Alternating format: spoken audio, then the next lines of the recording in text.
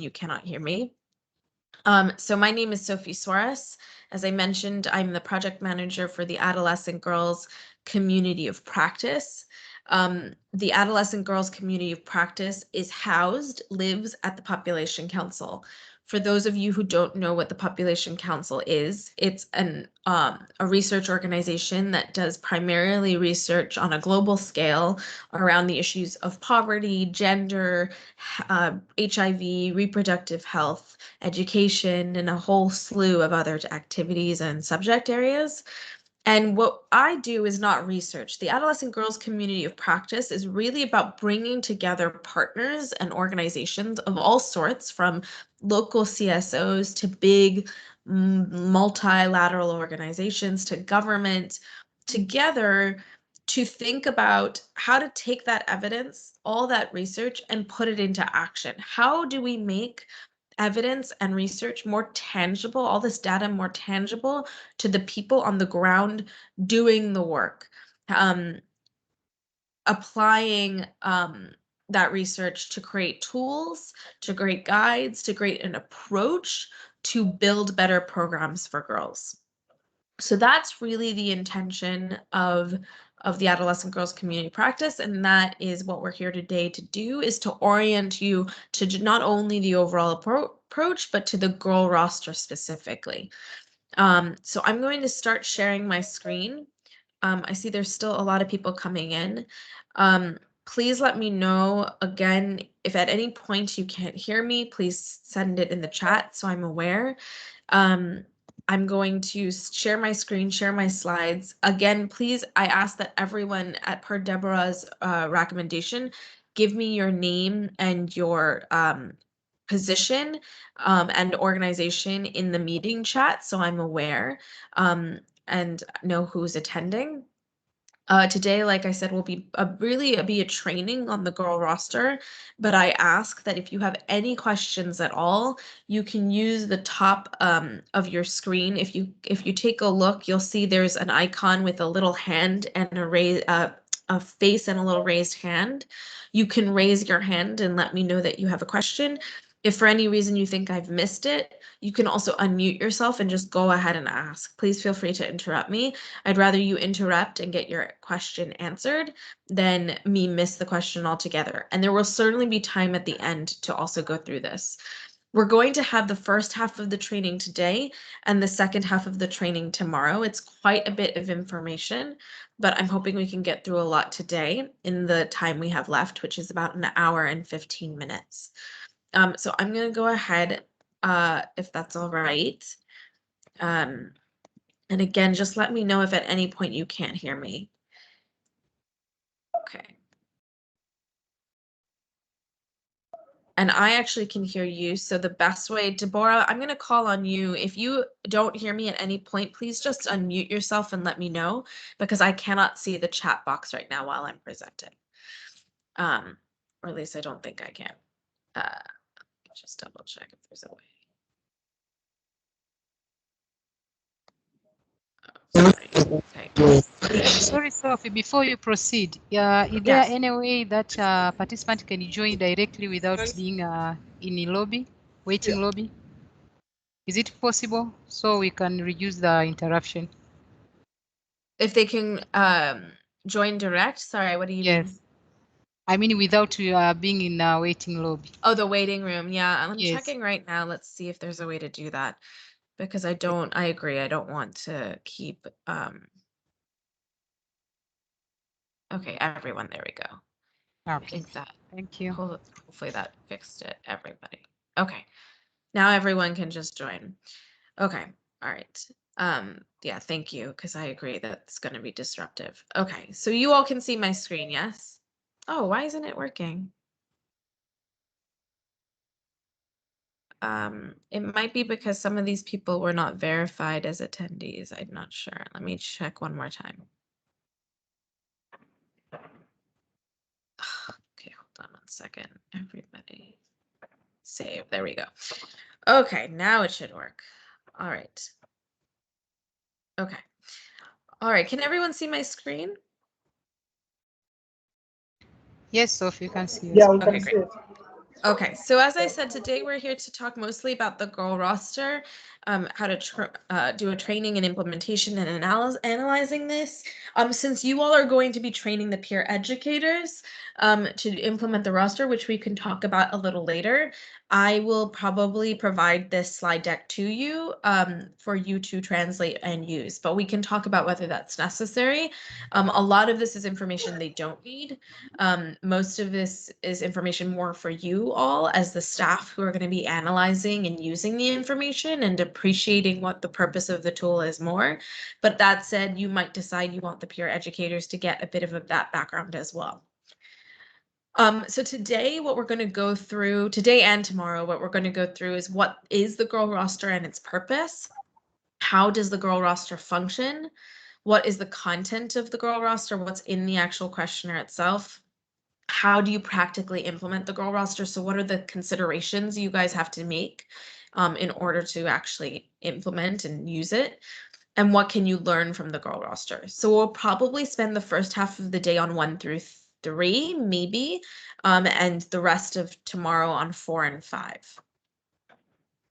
We're going to dive right in. So what is the girl roster and its purpose? Well, we live in a world where we see communities that look a lot like this, right? There are communities where there's all sorts of resources available. Sometimes you see banks, playing fields, health centers, youth centers, schools, school-based programs, roads, market, all sorts of things. But the reality is that only certain populations or parts of the population get access to those things. So certainly boys and men have really good access in the community. They can move around, they can visit and use all of these things.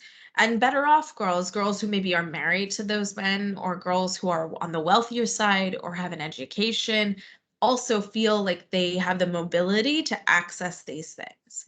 But the girls we're most concerned about, and the girls that I would encourage you to think really critically about who those are in your communities, are the excluded or the most at risk girls. So can you give me, I'll ask just a couple of you to give me examples of who you think, if you had to describe them, who are the most invisible or the most excluded girls in your communities? How would you describe them?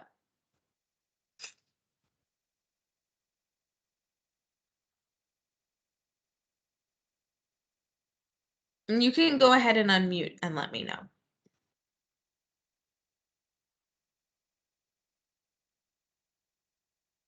Yeah, it could be a girl with disabilities. A girl with disabilities, okay. Who else?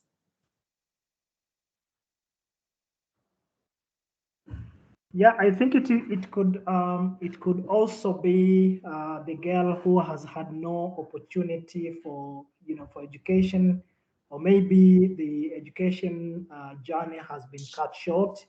Yeah, something like Great. that. Yeah, that's great. That's a layer, right? They either never got to get an education or their education has been cut short. They've been forced to drop out of school for some reason. That's a great example. Any other examples?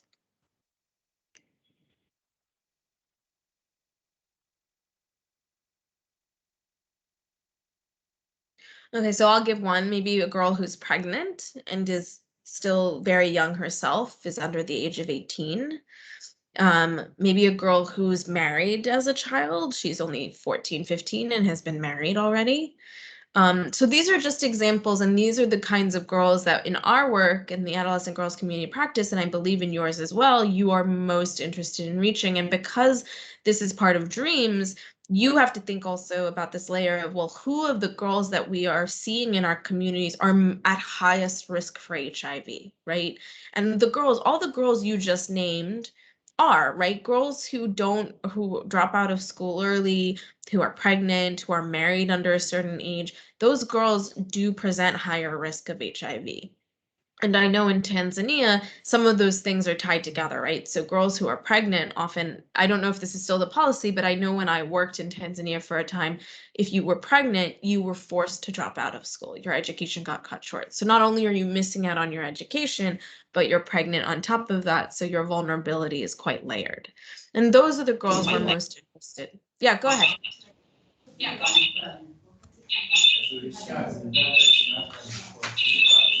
Is someone trying to speak or are they unmuted? Okay, I'm going to keep going in that case. So the challenge we face is that girls, especially those that are the most excluded, often we talk about wanting to reach them. We think we might be, but they really don't receive a fair share of the benefit and services they need the most. So when we build and create things thinking we're going to reach the most excluded girls, a lot of the conventional programs that exist out there don't really think critically about, okay, but how do we reach the most excluded? Because the most excluded don't even know we're making this offering, don't even know that this thing exists for them most often. So that's a huge challenge we face. And so what we need are really intentional, evidence-based practices. These are the things that are necessary to ensure that girl programs really help the girls that need them the most. And without these practices, without this process of thinking through your design of your program, the programs you end up creating could serve the population that don't have the greatest need. And what I mean by that is not to say that no one can benefit from your project, but the girls who need it the most, the populations that are the most in need, are not getting it. And so you're actually getting quite a quote unquote elite group. And examples of that would be, for example, if you set up a youth center that is meant to be for, let's say, those most excluded girls, but the only kids who visit that youth center are the girls who come from school after school, or the boys who don't need the support that the most excluded girls need. That's what we mean about you end up capturing or resulting in something called elite capture, because you're not actually building access to the ones who need the resources the most.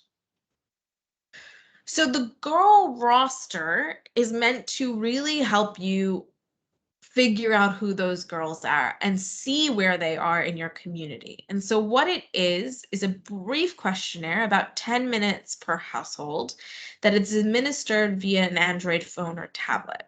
It's made up of non-sensitive, impersonal questions. So it's not a research tool, and this is why it doesn't have to go through IRB approvals or research board approvals. It is a programming tool. It is for program planning, not research purposes. So for those of you who are on the line right now, who are researchers, do monitoring and evaluation, you might be thinking, you might be expecting this to be a research tool. And I think you'll appreciate when we go through the content of the tool itself and how it's administered, why it is not. But what it does do is it provides key information to you about the girls who live in your community, who they are, where they are, and what their lives are like. And that is to help you design intentional, evidence-based programs. It's easy to implement and it's user-friendly and it is rapid to use. So depending on the team you have, the number of households you're trying to go to, the number of communities you're going to, and the overall landscape of where you're visiting, it can be very fast to use. What does it do? It creates visuals of the universe or the world of girls in your program area. So if you know, for example, you are planning to work in all of Mwanza region, let's say, and you're working in a certain part of the Mwanza region, it will give you a visual representation of who the girls are living in that program area. And it can even map those girls for you and show you on an actual map where certain populations of girls are. It helps you establish the denominator of the girl population. And what I mean by that is if you're going into a region that's new to you and you're not entirely sure of how many girls actually live in the community at all, it's going to tell you the total number of girls, period. So let's say you go into, we had a partner in the Gambia, that wanted to go into a community that they thought they knew very well. And they told me that they predicted no more than 200, 300 girls when they visited. And then they went and they rostered, and it was actually twice as many girls. And the reason that they were so off was because so many of their girls were invisible. They were hiding in the shadows of their homes. They didn't go out into the community a lot. They really lived on their home compounds and didn't wander too far away from home, weren't at the market, weren't at school. And so that partner was halfway off, right? They were off by how many girls in total they thought existed in the community. And that's what I mean about establishing a denominator. If you had a fraction, as we all know, the top is the numerator, the bottom is the denominator. And this can just tell you the total number of girls, period. And then you can start to understand in the top what kind of girls they are. It divides those girls into segments by key characteristics. And by segments, we mean specific groups of girls identified by multiple different characteristics. And in this case, the girl roster divides them by their age, by their schooling, by their marital status, by their childbearing, do they have children or not, and by their living arrangement. Are they living with parents or with a guardian of some sort? And the reason we choose those categories is because that already can tell us a lot about a girl's vulnerability. So I'm going to stop presenting for a second and do a little bit of an exercise with you all. Just pull up if I can find the board. And does someone want to ask a question?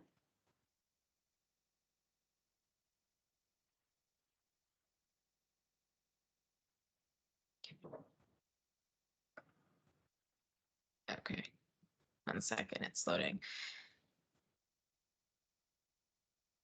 Does anyone have any questions so far while I'm waiting for this to load?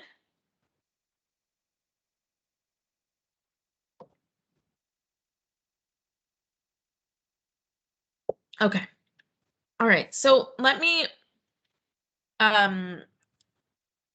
let's imagine that you are working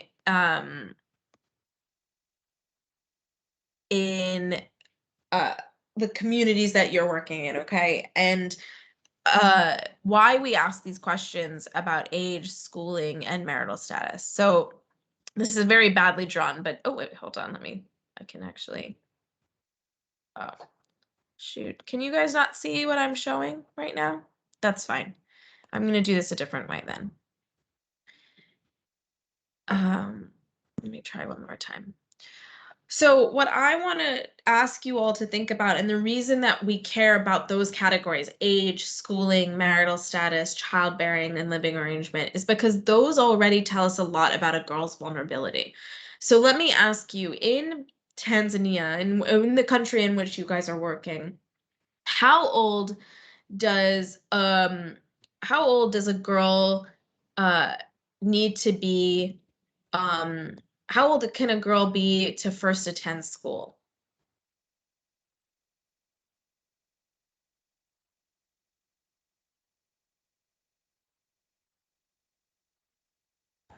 Sophie, can you repeat the question? So how old does a girl need to be, oops, to first attend school? Oh, it's not working. That's okay. Should be 7 to 8 years. 7 to 8. So that's when she starts school in your country.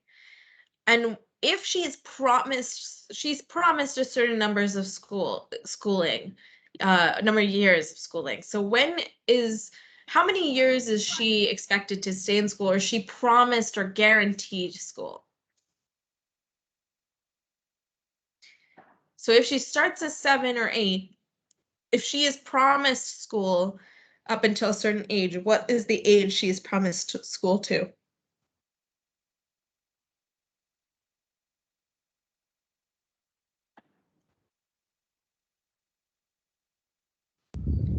Hi, Well, Sophie. she has. As per government circular, a girl should Yeah. start school at 7 years old in government schools. But in private school, a girl can start school around 5 to 6 years. Okay, but how long is she by government standards, how long is she promised schooling for? How many years is she guaranteed schooling? So it's about 11 years, 7 years for 11 the years. So primary she school. finishes, Yeah. so Manila, to your point, she finishes school at around 17, 18 years old. Is that right? Yes, that's for secondary school. Unless she continues on her own through university or higher education. Okay. So, and then how many years, at what age is she legally allowed to be married? Legally.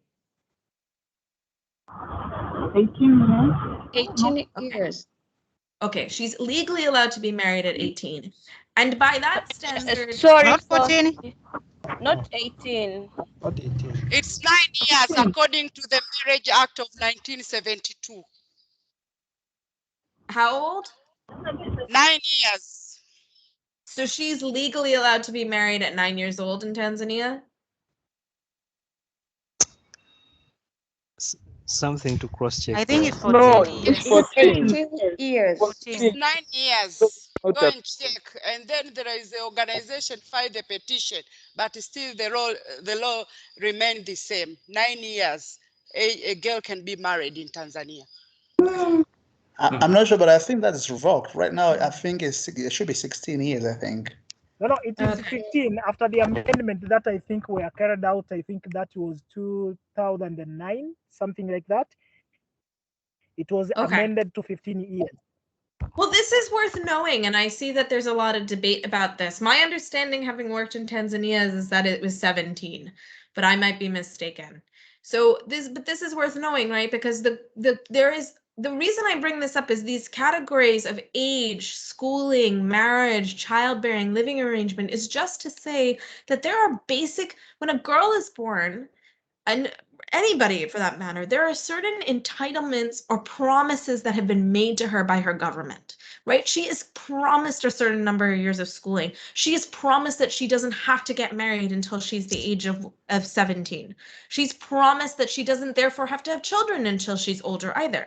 She's promised, and as parents or as people, we are, this is not necessarily by the government, but we promise them some kind of guardianship, some kind of protection, right? So there's this promise that they are going to live with their parents or live with a guardian of some sort. Someone is looking after them, right? Same as she's legally not supposed to, if she's legally in your country. Yes, go ahead, Jennifer. Sawa. Au unataka tukae? It's okay. Jennifer, Okay, mute Sanka. mic. Here, I can go ahead and mute her. Okay, there we go. So, if she is in your country not allowed to be, she's not supposed to work until, let's say, she's the age of 15, that is again a promise, an entitlement that's been given.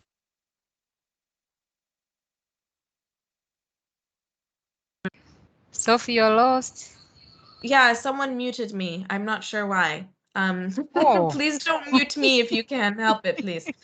Okay, so she is allowed to she does not have to work until she's a certain age, right? So these are the kinds of things that when we are examining a girl's vulnerability, if those basic entitlements, those basic promises are not being met, you can already tell that she is greatly, deeply off track. Okay, so that's why we look at those categories. That's why these are the items by which we sort and first examine and understand a girl's vulnerability. So I'm going to go back to the presentation now, but thank you all for your participation in that. And I think it would be worth finding out what the status is of marriage in your country. So again, that's where we divide the girls into segments by these categories. And ultimately, this will support you in identifying who are the most in need of your services and in what quantity they exist. So for example, if you were interested in learning all the girls who were 10 to 14 and out of school and living without parents, this girl roster, as an example, can tell you that much and tell you how many there are. So this is not only going to identify for you who are the most in need or the most excluded, but in what quantities they exist, so that you're thinking really thoughtfully about how to reach the numbers, but reach not just check off a box of, oh, we reached 10,000 girls, but that you reached 10,000 girls who need your program the most. Okay? So what the girl roster does not do is it does not act as a primary data collection tool. So you are not going to use this tool with the girls themselves. You're not going to every single girl in the community and asking her, how old are you? Are you in school? When did you drop out? Are you married? Do you have kids? You are not talking to the girls themselves. You are going to speak to the head of the household. And we'll talk about that in a little bit. Again, it is not used for research. This is for program planning purposes. Because it is not a primary data collection tool, you are not going back to verify the accuracy of the information. You are assuming that the information is accurate enough to give you a picture, an idea of what is going on in your community, one that can then further inform any research you do, but also can inform your program's design. It does not collect personal or sensitive information. So we have had partners in the past, and actually Dreams partners, who have asked, oh, can we ask about a girl's HIV status, or if she's pregnant, or, things of that sort. That is personal and that is sensitive information. You cannot ask that. This is asking very basic information that still is going to illuminate and tell you enough to help you start planning your program. And this is probably the most important thing, because I emphasize that, especially in the cases where partners have been prescribed or recommended to use this tool by their donor, which I know a lot of Dreams partners are advised to use this tool. But that does not mean this is a box to check. I am not asking that you do the girl roster, say you did it, and be done with it, right? That means, what I mean is that the girl roster is not the end. It is part of a learning journey. The only way your resources are well spent to use this tool is if you use this tool and then you analyze and use the information collected to the maximum. Okay? Don't just use the tool, say, oh, we did it, show them the information you collected, and then be done with it. It is part of a learning journey. And so this is a diagram that shows you what that learning journey is. You maybe have done some of this already, right? Because you're working with a donor that I know often tells you guys where they are hoping you will choose to program.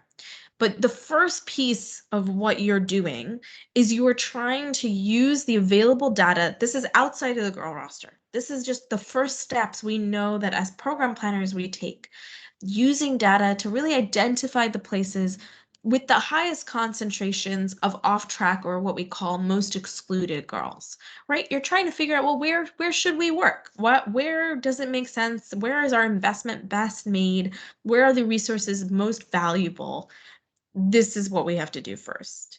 And then within that area, you're trying to select, okay, well, we've picked the general area that needs this the most. We've used national level or sub-national level data, but now we have to figure within these hotspots, these areas with the highest concentrations of off-track girls, which communities we're going to program in.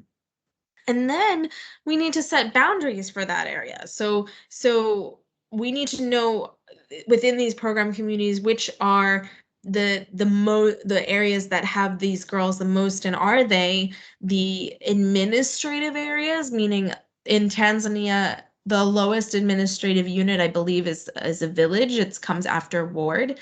But is that the area the girls live in? Is the village considered her entire home? Or is it something smaller than that?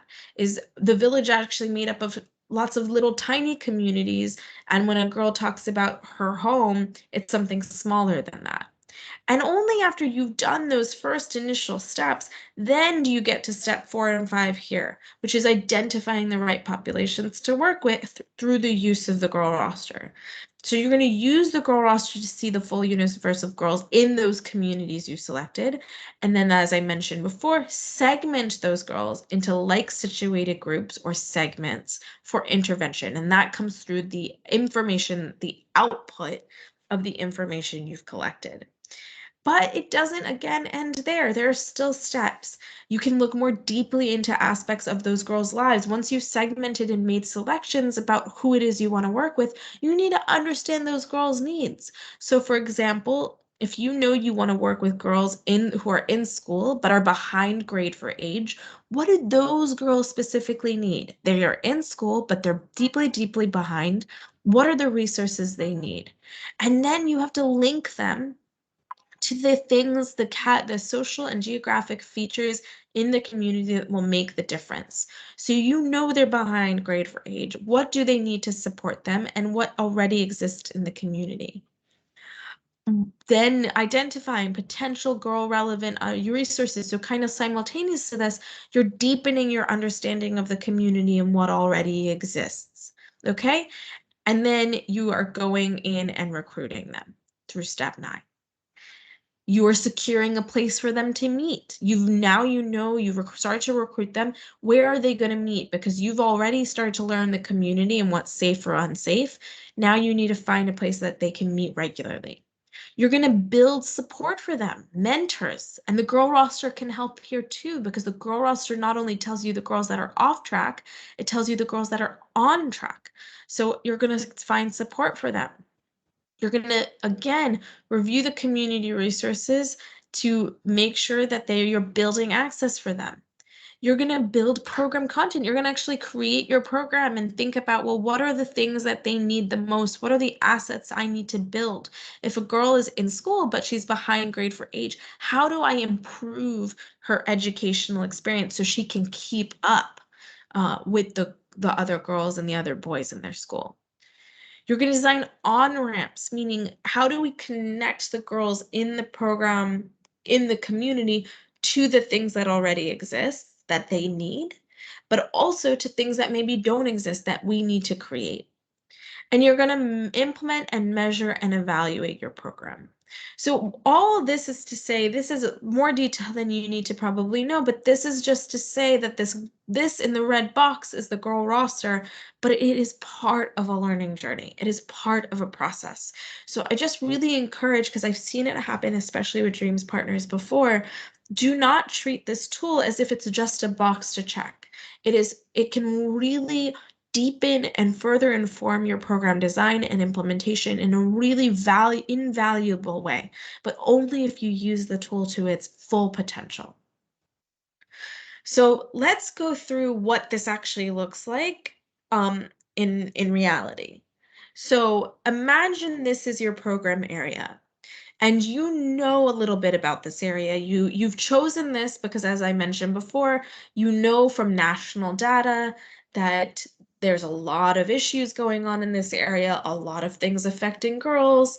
There's high HIV rates, there's low school attendance, there's gender-based violence. For whatever reason, this is the area you have chosen. And you know that the population size in total for this area is about 5,400, but that's the total population. And what you want to know is who are the girls in this area, and what are their lives like. So you select within this whole area 3 communities to roster: Community A, Community B, and Community C. And these are walkable communities. And what I mean by that is, Deborah, maybe you can tell me, in Tanzania, is the lowest administrative unit, like within proper name and everything geographically, called a village, or is there something even smaller than that? Yeah, there is a smaller unit. What is it called? In Kiswahili, we call it kitongoji. I don't know in the English. Okay, that's fine, Kitongo. So Kitongo, Yeah. so a village Kitongoji. is made up of many Kitongos, is that right? Yes, yeah. Okay. And an average village, I know this might vary, but if you had to say an average village is made up of how many Kitongos? Like 7. 7. Okay. Yeah. And the Kotongos are generally how many households? If you had to, you know, I know it varies, but how many houses do you think are It's in called one Hamlet. Kotongo? Kitongoji they call Hamlet. Oh, a hamlet. Okay. That's what I thought it was. Okay, so in a hamlet, how many households are there on average?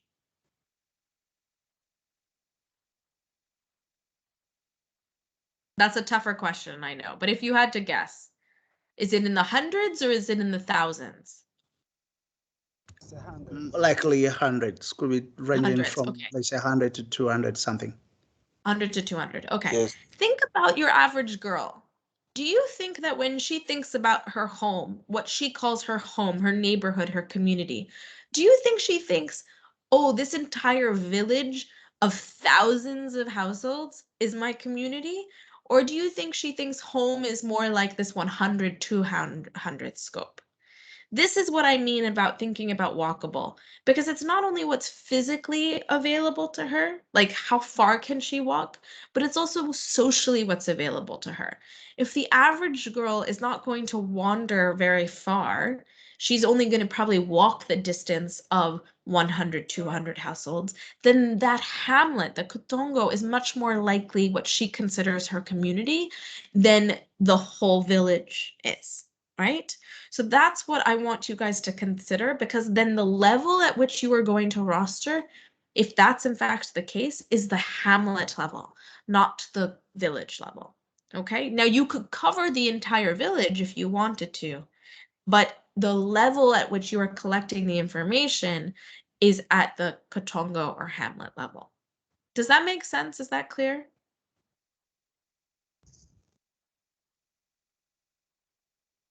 Okay, any questions about this before we go on? Okay, so imagine these are the communities you chose, and you are going to now use the roster within them. You are going to go to every household in those communities. So this is, again, for those of you who are researchers on the line, you are not taking a sample. You are going to every household in those communities. So again, this is where thinking about the level at which you're rostering is important. Are you going to 100, 200 households to cover every hamlet? Or are you going to thousands of households to cover every village, right? So this is going to be important, and I will support you in making those selections. So don't worry, I'm not going to like just ask you to go ahead and choose. We can think through that together. And then you're going to start to learn who the girls who live there are. So you've starting to collect that information. And now you know that if every little brown black thing represents 5 girls 10 to 14 years old, you're going to start to learn how many exist within communities A, B, and C. And also while you're visiting, you might start mapping and identifying key resources. You've now figured out where the youth center, the market area, the health center, the river it runs, the school, the main road. This is now, those things are not identified through the goal roster, but they are identified through your experience of going into the community. Okay. And through that process, you've now learned that in community A, there's 60 girls, 10 to 14 years old. In community B, there's 140 girls, 10 to 14 years old. And community C, there's 150 girls, 10 to 14 years old. But the girl roster, remember, collects all sorts of information, not just their age. It collects about schooling, it collects about marriage, it connects about do you have children, it collects about your living arrangement. So let's ask ourselves, what about the girls who are 10 to 14 years old but are out of school or behind in school by 2 or more years? How many of them exist? So that adds a layer to your understanding of a girl's experience and her community resource, access to community resources. So as you can see in this hypothetical, we now have 10 girls in community A that are out of school or behind in school, and they're 10 to 14 years old.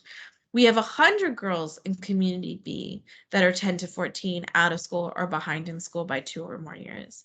And we have 55 girls in community C that are out of school or behind in school by 2 or more years and are 10 to 14. Now, why do you think that is? Well, according to this map, The school is over here, right? You see it over here in the middle of in the right-hand corner, right? Well, if the only school serving this area is all the way over here, then no wonder community B has the most out-of-school girls, because look how far they would have to journey to get to school. But community A has decent access. They're not doing so bad for their population. And the only reason here we can maybe surmise that community B has so many girls out of school is because all the girls who are out of school or behind are on the other side of a river. So they have to cross a river in order to get to school. So this is the kind of assessment you guys can do. And this is what the girl roster will tell you. It can also tell you, for example, let's say you wanted to know all the girls who are married. It could show you that. Or all the girls who are 15 to 19 years old, because that's just your target age range. It could show you that.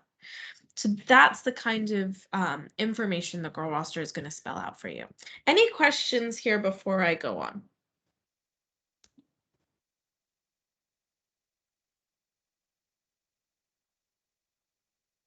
Okay. So just so you are aware, the girl roster, and this is quickly just to summarize, has been adapted into a number of different languages, including Swahili. We've implemented the girl roster in many, many places in Tanzania. So this will hopefully be very easy for us to make contextual and available to you. It's been adapted to many contexts in many countries, including emergency settings, refugee situations, rural settings, urban settings, peri-urban. So, and most recently it's been used in the Mwanza region in Tanzania, which is why I mentioned that earlier, because that's the area I'm most familiar with when it comes to your country. Okay, so we're going to spend the last 30 minutes or so, a little more, on talking about how the girl roster functions and hopefully getting into the content of the tool. Before I go on, I just really want to make sure, does anyone have any questions or comments for me?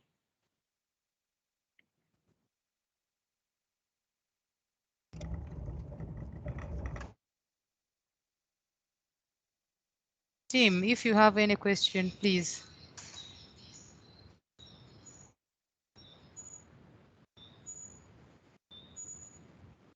Okay. Sophie. Is that? Yeah, go ahead, Deborah. Yeah, Estrida raised her hand. Estrida? Oh, okay. Okay.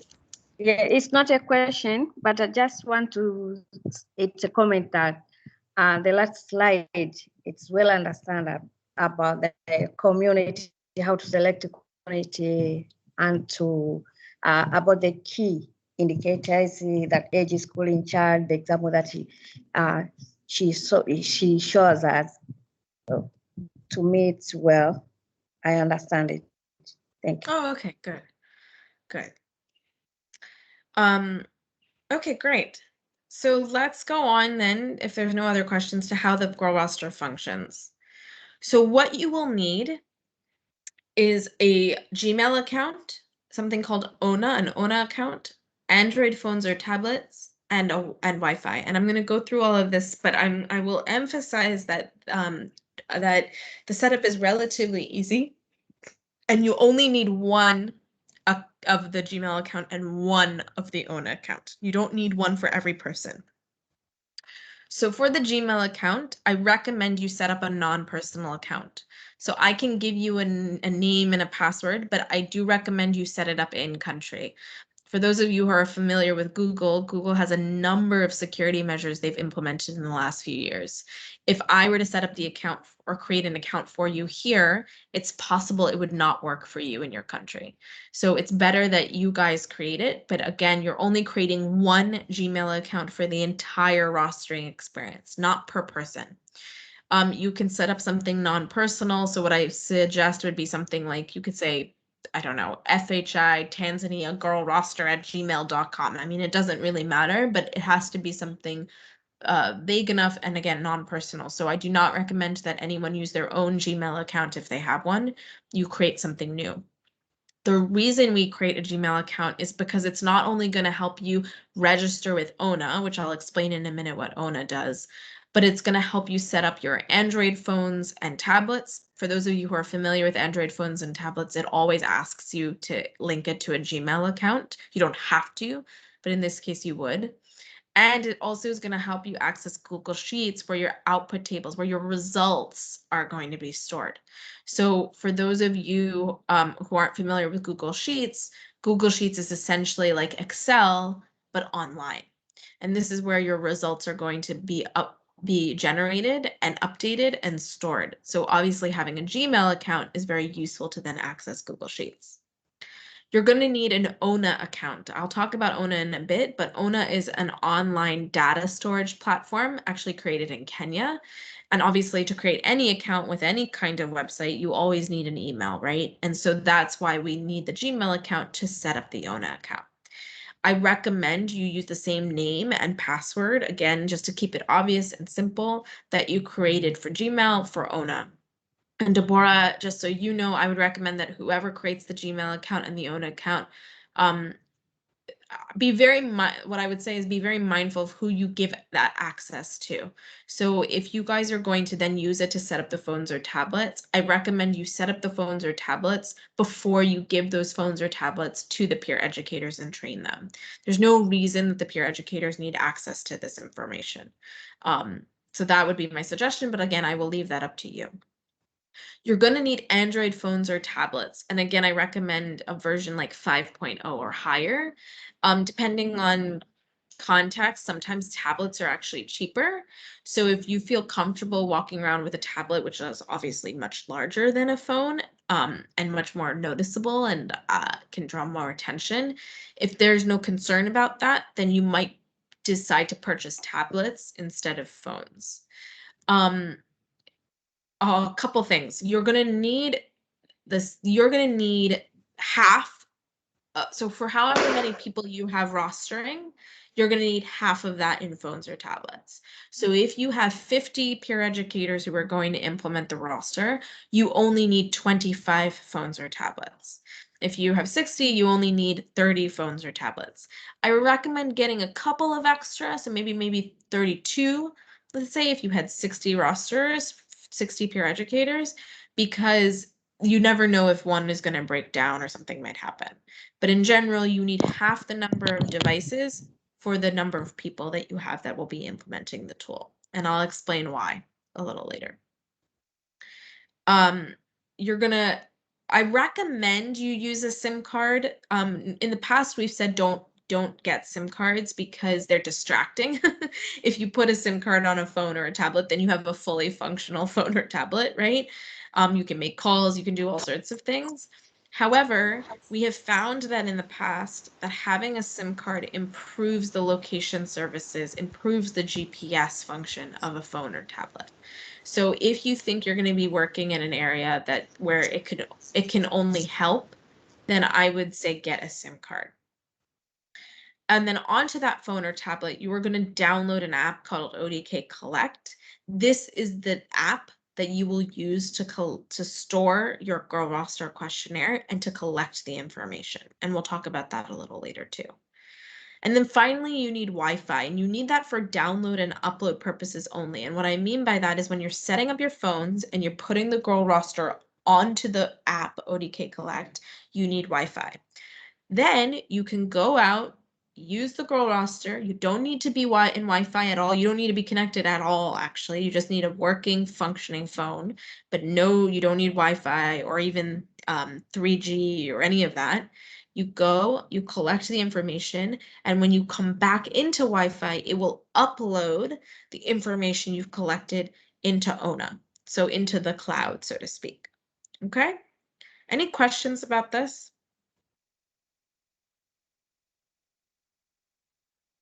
Thank you, Sophie. So if we couldn't get the devices, can we use the mini paper-based? Can you what? I mean, can we use a paper-based form instead Yes, you can use a paper-based form. Absolutely. So obviously we all know this, but if you do if you do anything by paper, then the collection and analysis part is a lot tougher, but it is absolutely doable. So so yes, we can talk about that. If you think this is going to be too expensive, or you're concerned about costs, we can talk about what might make the costs better and cut the costs back. but we can talk about administering this by paper instead. Sure. Okay. Any other questions?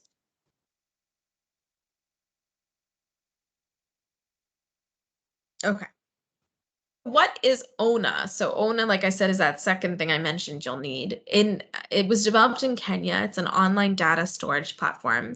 It will store your blank girl roster questionnaire. So when we create the standard questionnaire for you guys, we will store it for you on ONA.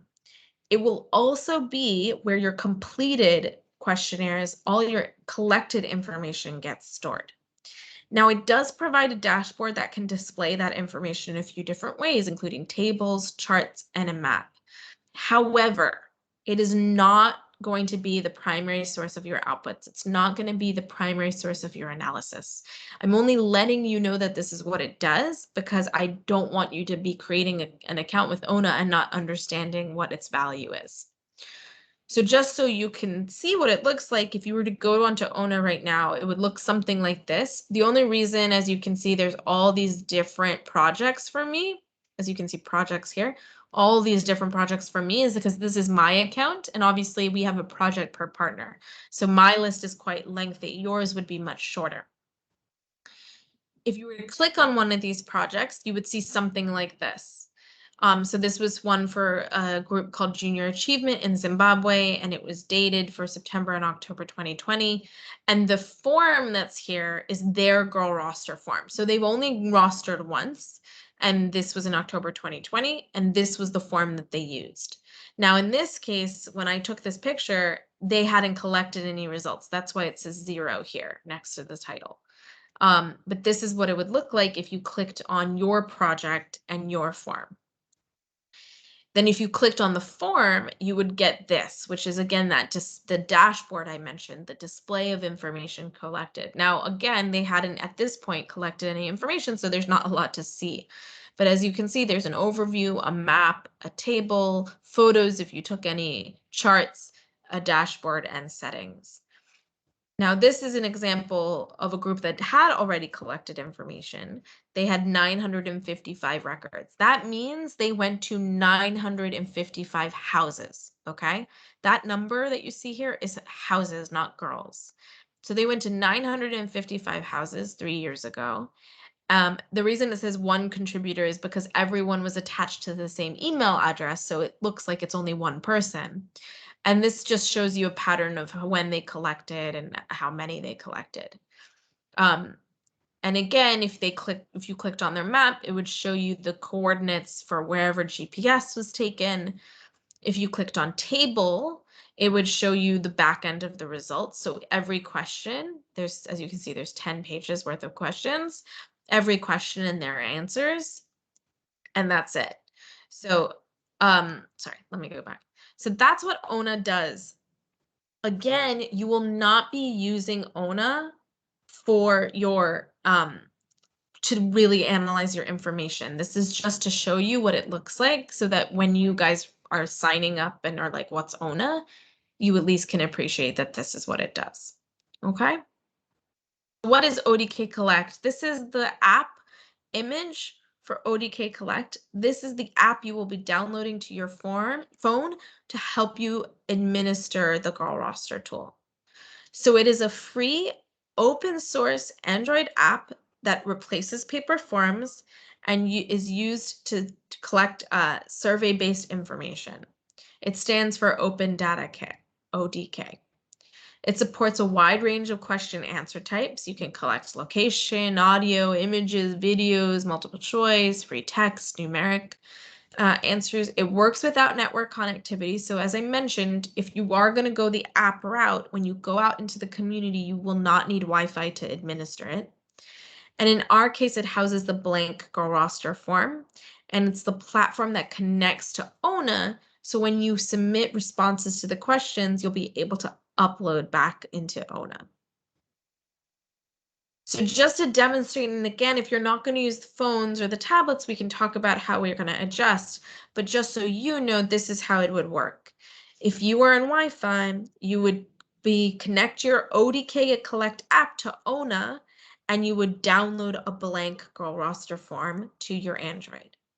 Then you would go out into the community, go to household, use that blank form over and over and over and over and over and over again for every house, come back into Wi-Fi at your office or wherever, and have the completed forms and upload them back into ONA. So this is how it works. Okay? Any questions about that before we go on?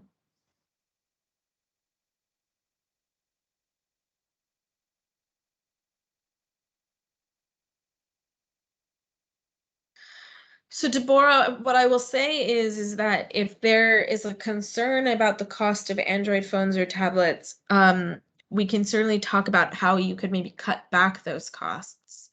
I want to emphasize, and we will talk about this at some point, you are not rostering every single place you're planning on programming. That would defeat the purpose of the girl roster. You are the level at which you're sampling. Remember I spoke earlier about how you go to every household in the communities you selected, and that's true, but the communities you select are a sample. So that's, if you were going to use the word sample, that's the level at which you are sampling. And what I mean by that is if your entire program area is made up of several wards and therefore thousands of hamlets, you are not choosing to roster in every single hamlet. You're choosing to roster in enough hamlets for every village or every ward that tell you enough of a story. So I want to say that because I don't want you to think, oh gosh, then we need hundreds of Android phones or tablets. It's possible you don't need as much as you think because you're not going to be sending out that many peer educators. But it really depends on the scope of how much you're trying to do. And we can talk about, I would recommend that that's a conversation that you and I and maybe the most central team members, not all 60, but the most central team members should talk about on a separate call, because that's more about strategy and less about this training. If it turns out that it's better for you guys to do this by paper, then we can also figure out how to do that. I will just say that the hardest part by doing it by paper will be the analysis part, right? Is the sorting all the information and doing the analysis. But it has totally been done before. We have worked in communities where, for whatever reason, phones were not possible. Most often it's been because of a security concern and less because of a budget issue. But we have done paper and pen before, and we can certainly do it again. Any questions before I go on to the content of the girl roster? This is the most important part of the training, so I do want to make sure we spend some time on this. But I do want to make sure I've answered anyone's questions. Yeah. Jacqueline has raised her hands. Great, thank you, Deborah. Yeah. So yes, go ahead. What is your question? Okay, thank you. My question is, once I have uploaded the forms, after filling them, uploading them into ONA, and maybe there's forgotten any information, is there a chance to edit, or once you have uploaded the form, you can't do anything about it? That's such a good question. So there's two opportunities to edit. One is when you're actually just using the roster. So if you're out in the community and there's a moment, Jacqueline, where you were counting the house you're at. So, oh, this is house 1, house 2, house 3, house 4. So the reason we do that is so that, Jacqueline, for example, if you remember there was something you needed to add or fix on house 4, you can go back to the form for house 4 and make that changes before you upload. So there's that option to make the change before you even upload. If not, then the way you would make the change after you've uploaded is to actually go into ONA. So that table I showed you in ONA, let me go back for a second. But that table I showed you that shows you what the ONA looks like here, right here. This would be probably the place, sorry, go back. This is a place where you could probably change information, and then it would alter for the results display. And it would be relatively easy to figure out where the change need to be made, because there's a question in here that asks you for your ID number. And so if you were in a team where I had assigned you the number 4, then all you need to do is look for all the answers for team 4 and find the household that you're looking to edit. But I really, I mean, the only thing I'd say to that, the last thing I would say to that is that it's much easier to edit by paper than it is by phone. But you have to be careful, right? Even though this isn't research, you still have to be sensitive to the fact that, like, you can't be editing information overtly so, because it affects the integrity, right, of the information you've collected. So the app is really flexible in that way, going back, and it really helps you maintain that integrity. But it doesn't mean it's impossible to edit. Any other questions?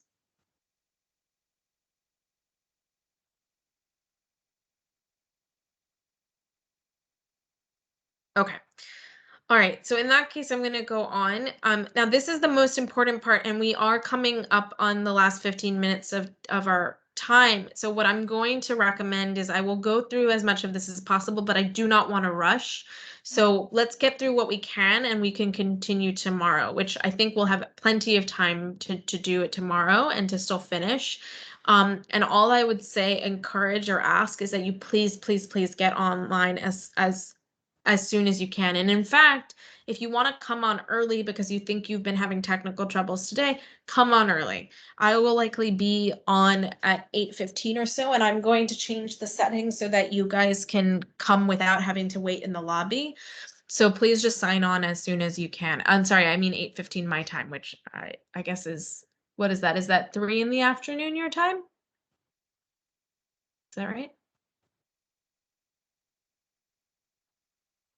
All right, anyway. All right, so what is the content of the girl roster? We're going to go through the actual questions themselves right now. And again, please feel free to interrupt me if you have questions. So the standard girl roster form, which is the one I believe you guys are going to plan on use, and I can talk about what a non-standard one is, has 5 sections in total. Section 1 is general information. You're going to put just basic stuff like your team number, or what we call the roster ID, your date, and your location. Section 2A is consent. So this is where you're making introductions and you're confirming that the person you're speaking to has said yes or no to consenting to doing the roster, to answering your questions. Section 2B is household information. You're going to take the household position of the respondent, meaning are they a grandmother, a mother, so on. We'll talk about this in a moment. And you're going to take down information to understand the household makeup, meaning how many adults are there, how many boys are there, how many girls are there. And the reason we do this is so that no one is forgotten, and most importantly, that the number of girls is not overlooked. Because once you know how many girls there are, then Section 3 comes along, where you collect information about those girls. And the information about those girls is repeated over and over and over again for how many girls live in the home. So for example, if you found out in Section 2B that there are 4 girls living in the home, then in Section 3, you are going to get the same set of questions for every girl 4 times. Okay? Again, the information about the girls includes their age, their schooling, their marital status, their childbearing status, and their living arrangement. Are they living with a parent or guardian or not? And finally, Section 4, GPS and other observations, is where you start to make your goodbyes. You make any other observations or other concerns. This is qualitative. This is not about the respondent telling you anything necessarily. This is about what you are seeing as you look around the home. And you're going to record the GPS coordinates and be on your way to the next house. It is a relatively simple questionnaire. Now, again, if you're going to do a paper form, we might not be able to do the GPS coordinates, right? Because we need phones in order to do that. It's not the end of the world. It just means we won't be able to create some of the maps that we otherwise would be able to make. So this is the app ODK Collect, and this would be your home screen if you were here. Now, just like any app you've ever used where swiping is an option, In this app, you are going to, you're going to select to fill blank form. And is there a question? Okay. You're going to select to fill blank form. And when you're in the form, every time you're moving on from one part to another, you are swiping from right to left. Okay. So just like you flip the pages of a book, you're flipping the pages of the questionnaire on the phone. So the first section is general information. It's going to ask you to record your roster or ID. Now, everyone who's going out into rostering should form teams of 2. Okay? So for example, Deborah and I are a team. Another team are, Sarah and so. Another team is blah, blah, and blah, blah. So the idea is everyone who is going to use the roster doesn't go out alone. They go out with a partner. Okay? And every one of those teams gets a number. So team 1, team 2, team 3, team 4, that is your roster ID. Okay? And you are going to record that number that you've been assigned on this first question. So in this case, the people who entered this information, they were team 4. So their roster ID was number 4. You're going to enter the day's date. Now the phones are pretty much automatic, so it probably will already have the date in there. And all you're doing is confirming, making sure it's right, and then swiping right to left and moving on to the next section. You're going to be asked, what is the location? And in this case, that's an uncustomized answer. So question. So it says, what is the location? In your case, what that means is what is the level at which all the information is being aggregated up. So for example, let's say you want to see the information displayed not only at that walkable community level, but at a bigger level as well. You want to see all the information for the district, or you want to see all the information for the ward. Then that's the question you're asking here. What is the ward? And then there would be a bunch of answer choices from which to select. And again, Deborah and others, that is something I will work with you on, figuring out what's the level. So what would this question actually say, and what the answer choices should be as a result. Then within that location, you want to tease out, you want to see the information at these walkable community levels. So the question of what is the sublocation is that level. So in your case, it might be, what is the hamlet, or what is the village? And that's the question that you'd be posing here. And again, the answer choices would appear. Okay, is that clear? Yes. Yeah. Okay, great. Now we move on to, that's all just the basic. Clear. That's very clear. Okay, good. That's all the basic setting information, right? And now we're moving, you are, by the way, as you're doing this, you've already started to make your way to the home, okay? You're in front of the home, you've entered that basic information, maybe even someone's introducing themselves. And the reason that we're doing it in teams of 2 is so that, like, let's say I was partnered with Deborah and she has the phone and I'm the one who's going to be asking the questions. Then that means that as she's entering that basic information we just went through, which repeats, right? It's going to be the same for all the households when you're in that hamlet. Then I can go over to the head of the home or whoever's standing outside and start to make introductions. Start to say, hi, how are you, madam? My name is Sophie. I'm here today for blah, blah, blah. Okay? So that's the idea, is the reason we have teams of 2 is not only for safety, but so that whoever is entering the information doesn't have to talk and then enter, talk and then enter. Instead, someone else is doing the talking and someone else is doing the entering the information. It minimizes the rudeness, right? Deborah can enter the information on the phone because she can hear the answers while I'm asking the questions. Any questions about that? No. Okay. So this part is consent.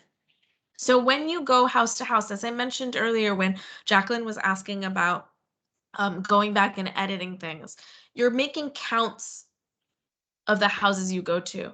So if I'm in team 4 with Deborah, and this is the first house I'm going to, then I enter 4 for my team number and 1 for first house. Okay, if this is the 13th house I went to, then I enter 4 for my team number and 13 for 13th house. This is not about an address. This is just about taking down a count of the houses you go to. So at the end, you know how many records you completed. Okay?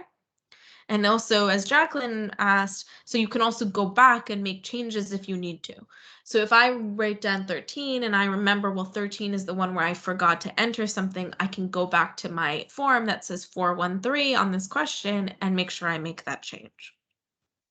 And then you're going to introduce yourself and the program. Now, this is very, very important. As a team, you guys need to decide how are you introducing yourselves, because it needs to be relatively uniform across the board. The only difference might be that those who are in FHI are saying they're from FHI, and those who are from the local CSO are saying they are from the local CSO. But otherwise, you guys have to introduce yourselves uniformly. You have to decide what is it you want to say. And what I would encourage is that you tell them how long, your name, your partner's name, your organization, that you are interested in learning more information about girls in the community to help design a program, and that you need no more than maybe 5 to 10 minutes of their time. Do not overpromise. And what I mean by that is, do not say, oh, we're going to bring your girls into our program. We're going to give them this, that, and the other, right? We're going to give them, money. We're going to give them this activity. We're going to introduce them to health stuff. Like, you can't promise something that is not guaranteed to those girls, right? So that's the kind of thing that, as a team, I really encourage you to rehearse and practice so that you can then teach whoever will be implementing the girl roster to do the same thing. Okay? And then you're going to identify who you will interview. So obviously you're already at the home, you're making your introduction, and you're speaking to someone. Now, whoever's greeted you might be exactly the person you want to talk to, but you might not be sure. So just ask to interview the woman who knows the most about the family who lives there, or the oldest woman who lives there. If they're not available, or if for any reason there's refusal, a man is okay. But ideally, you want to talk to the woman who knows the most about the family. It's my experience that when you go to these homes, the person who greets you is probably the female head of the home, is the oldest woman, or the woman who knows the most. So you're likely already talking to who you need to talk to, but you're just trying to confirm that that's the case. Okay? So let's consider for a moment who the ideal respondent is. Again, it's the woman who knows the most about the people living in that home, preferably an older or oldest woman. But what happens if a man wants to respond to the questions? That's okay. If a man wants to respond to the questions, or he's not comfortable with you talking to his wife or the woman in the home, that's okay. Don't resist, don't fight them too much on that. And in the end, they might actually end up asking for help or asking for more information from the women around them anyway. So that's all right.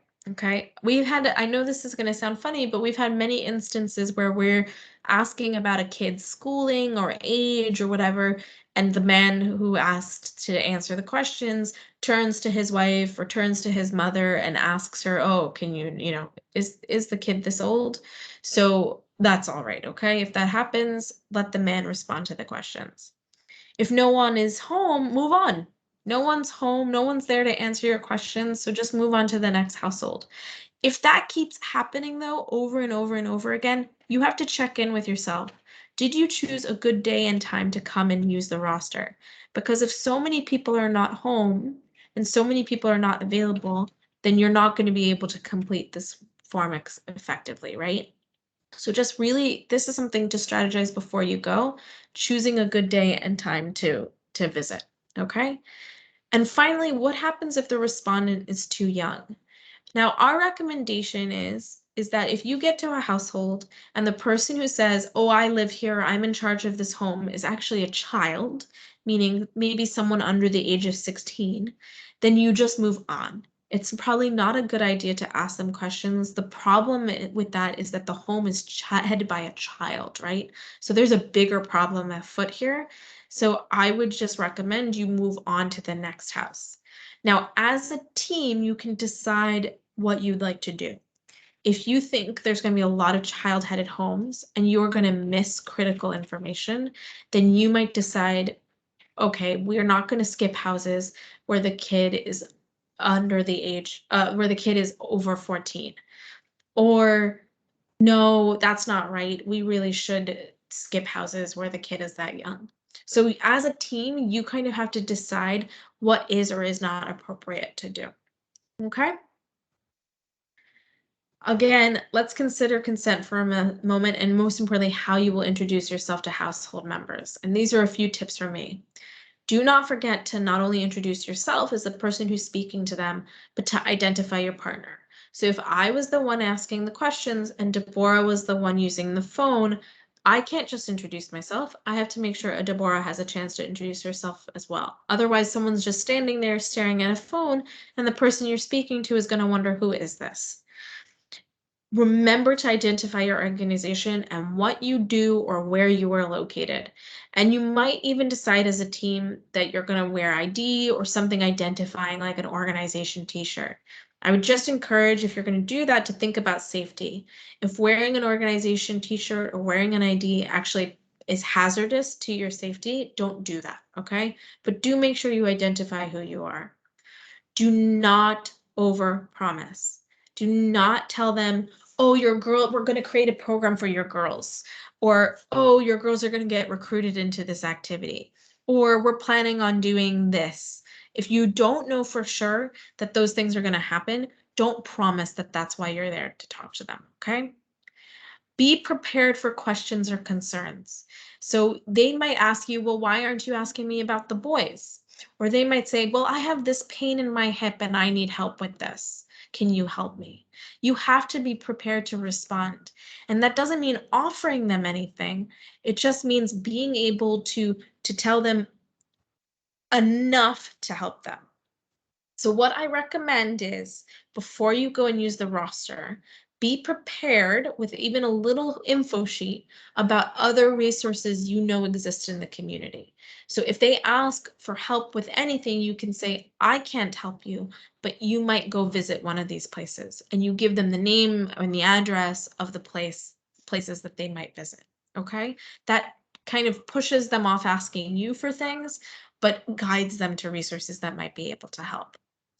And again, be friendly, be friendly, but not overly so. For those of you who've done household surveys before, you know that sometimes people want you to come in, they want you to stay, have some chicken, have some tea, come chat with me. And we know no one has time for that, right? The only reason that this is efficient is because you're not spending the whole day at every house.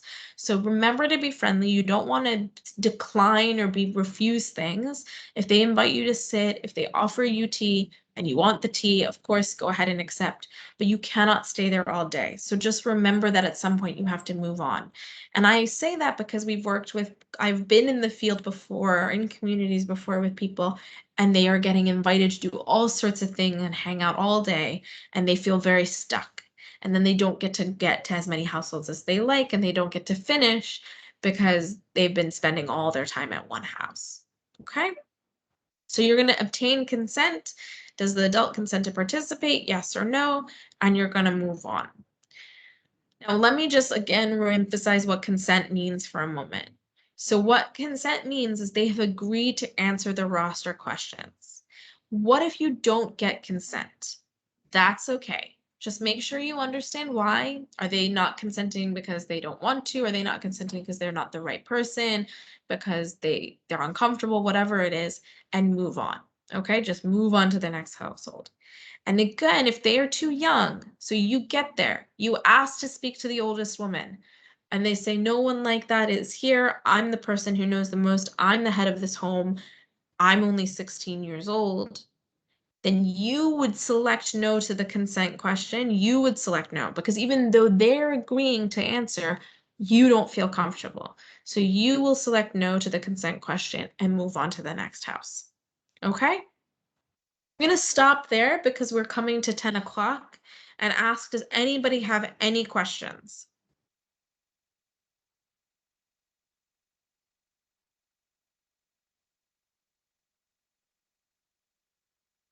Okay. And I know it's getting quite late there. So does anyone have any, oh, I see.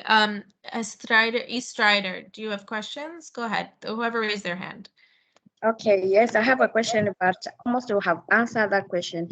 My concern was about the interview, the one who said you should talk to the woman or older woman, or if it's a child-headed family, we have to maybe to move on to another family. Maybe if a child-headed child family, maybe a girl is 16, if we give you consent, you can go on with the question. But how if there's a neighbor who is taking care with the child-headed family, can we go on with that family or it's not permitted? If a neighbor is looking after that house, you mean? Yes, it's not part of the family, but usually there's a neighbor that they're looking at. Yes. Yeah, so if you get to a home and maybe technically the child living in there is the only blood relative, but there's a neighbor there who looks after them and also lives in that home, then the neighbor is absolutely who you should talk to. Yes, 100%, because they know the most, hopefully they know the most about who's living there. Now, I will say, by the way, even though I say that one person should know the most about whoever's living in the home, the reality is that that's not always the case, right? So I've been to many houses where it ends up being that even though I'm talking to one person technically, I'm talking to, let's say, the grandmother, a bunch of other people end up answering the questions kind of together because either everyone knows the answers or some people know bits and pieces. So you're selecting as much as you can to speak to one person, but don't be shy if it turns out other people come in and answer certain parts of the questionnaire. The other thing is even though some people know the most, it might turn out that they don't know certain things and you're going to have to work to jog their memory. So we'll talk about this tomorrow. I'll remember to bring it up. But sometimes certain questions are hard for people to know the answer to. Like they might not actually know a kid's age, for example, or they might not remember when they dropped out of school. And if they don't know that answer, you're going to have to work with them to kind of jog their memory a little bit. But we can talk about that more tomorrow. I hope I answered your question. Is there any other questions? No, thank you. You're welcome. Any other questions, anybody? Okay, so Deborah, in that case, I think we will resume tomorrow. We're going to go through tomorrow. I will go through what we just went through in terms of content one more time, but we'll go through the rest of the questionnaire. Then we'll talk more about how you're going to actually implement. And if we get to it, we'll talk a little bit about how you analyze the information. I will say that I'm not worried if we don't get to the analysis part because we can save that for after you've started to collect information so we can work with your real results. But that is the intention tomorrow, is to go through those 3 topics. Okay. I know it's getting really late there, so I'm going to let you all go if there's no more questions. Please feel free. I think you have my email address at this point. So if anyone is reflecting on this and realizes they still have questions, please, please, please let me know. Deborah, in the meanwhile, I'm going to send you just the slides we went to just today. If you could please circulate it to everybody who was on this call, then you all have time tomorrow to reflect before we meet again. Okay? Yeah, thank you so much, Sophie. All right, thank you all. Have a very safe and happy evening, and I will see you tomorrow afternoon. Okay, have a good day. All right, bye everybody. Team, please, let's join earlier kesho, eh? Sawa, Deborah. Thank you all for your participation. Thank you. Bye. Thank you. Thank you. You're welcome, Deborah. Bye, Bye, Deborah. Bye.